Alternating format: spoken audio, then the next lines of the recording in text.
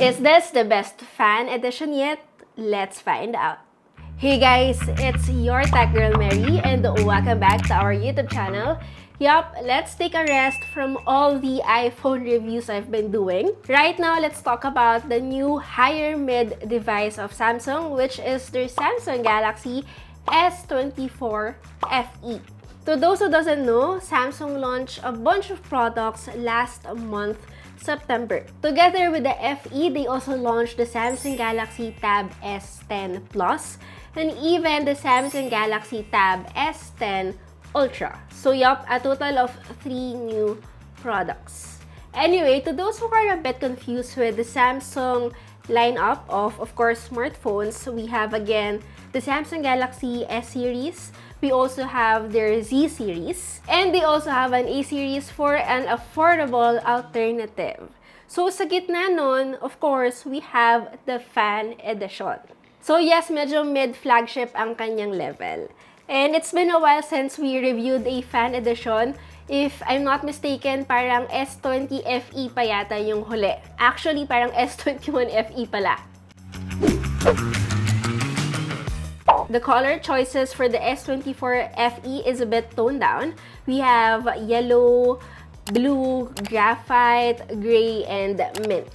Pero hindi lahat ng kulay na to ay available in the Philippines. Yung iba dito exclusive per country. We never reviewed the S23 FE but I held that device. So kahit papano mako-compare natin siya. I noticed mas less yung curved with the S24 FE. So yes, mas flatter yung sides nito. But to be honest, when it comes to visual changes, wala masyadong pinagbago talaga from the S23 FE. And isa pa, flat sides is the new trend. Buti na lang guys, na-apply to ni Samsung in almost all of their devices. Even their lower end na A series. This device also has all the buttons on one side. Kind of similar with Pixel devices, except yung power button nun ay nasa ibabaw. And then opposite naman ito ng Apple, wherein the volume rocker is on the left. Anyway, if you are very specific when it comes to specs on buying your next device, you might want to know this. This device has a scratch-resistant Gorilla Glass Victus Plus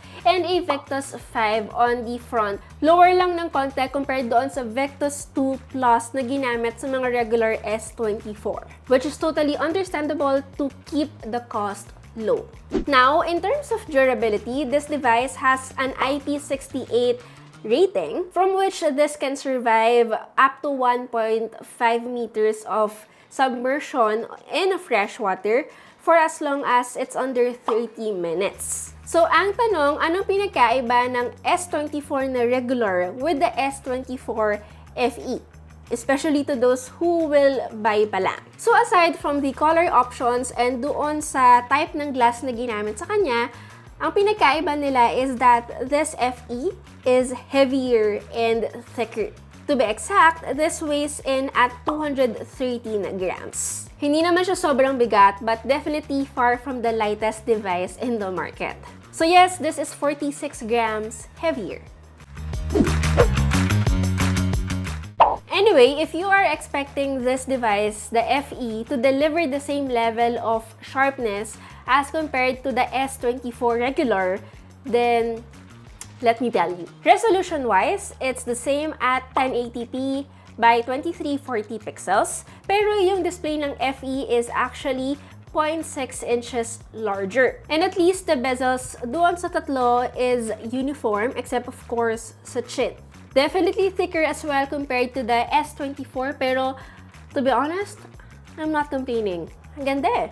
Malaki din yung nilaki ng display size ng S24 FE kung ikukumpara natin sa S23 FE. It used to be at around 6.4, now we have 6.7.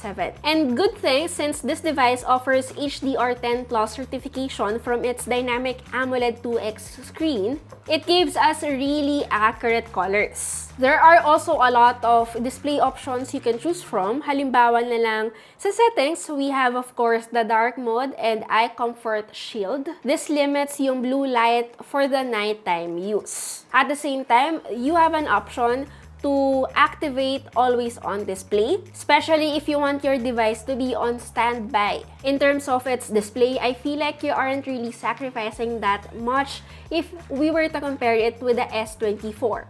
Aside from the bezels, if we were to put them side by side, you will barely see a difference. Anyway, since this is a Samsung device, syempre hindi mawawala ang usapang AI. But I have to say, AI features on this device, hindi siya ganon ka-dami as compared to what we have on their flagship devices. So yes, it's not as rich as the ones found on their Z and S series. Sa photo assist, this still lets you resize, move, remove, or transform objects. Sketch to image is also present on this device na kung saan it will allow you to make a sketch and will transform it into an AI-generated image. Tried it with the Z Fold 6 and the Z Flip 6. Surprisingly, it also works really well on this device. And my favorite circle to search, nandito din. Huwag kayong mag-alala. Anyway, aside from these top AI features I mentioned, hindi mawawala yung iba pa niyang software features like DeX. Which is good kasi considering the price point, buti na lang nilagay nila. Na-miss ko kasi tong Samsung DeX from the Z Flip 6. Hoping the 7th iteration next year will have this. This gives you a desktop-like interface when you connect your phone to a monitor. Interface is also just like any other Samsung device. Kung long-time Samsung user ka na, you would already know. They also pledge that this device will get support for up to 7 years of operating system. Which is again, very select brands lang guys yung nakakapag-offer sa atin ng software updates that long.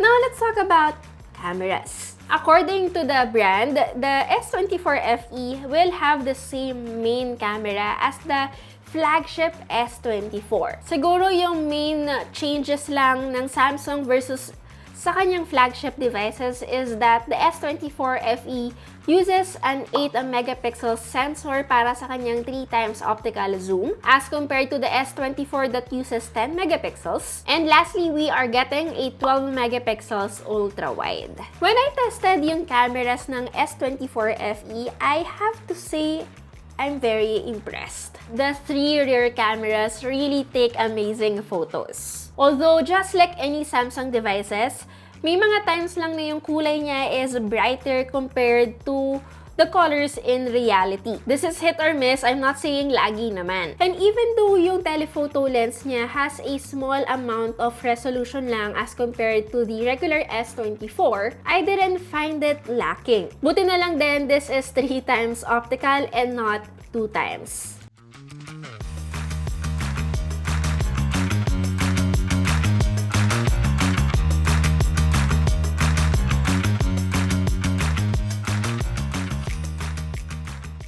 In terms of video, you can record up to 8K at 30 FPS with its main camera, which is a good future-proof feature to have. Yung rear camera image stabilization is nice, probably because we have again an OIS here. Footage is steady even though we are moving a lot.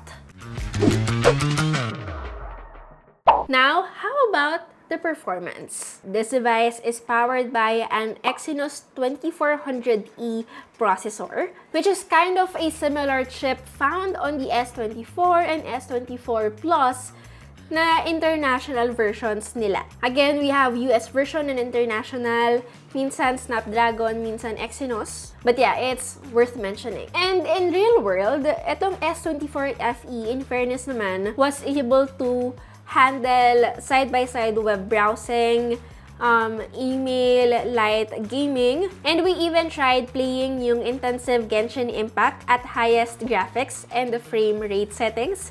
And so far, wala naman ako naging problema. And the back of the phone, nag-warm naman siya guys, pero slight lang.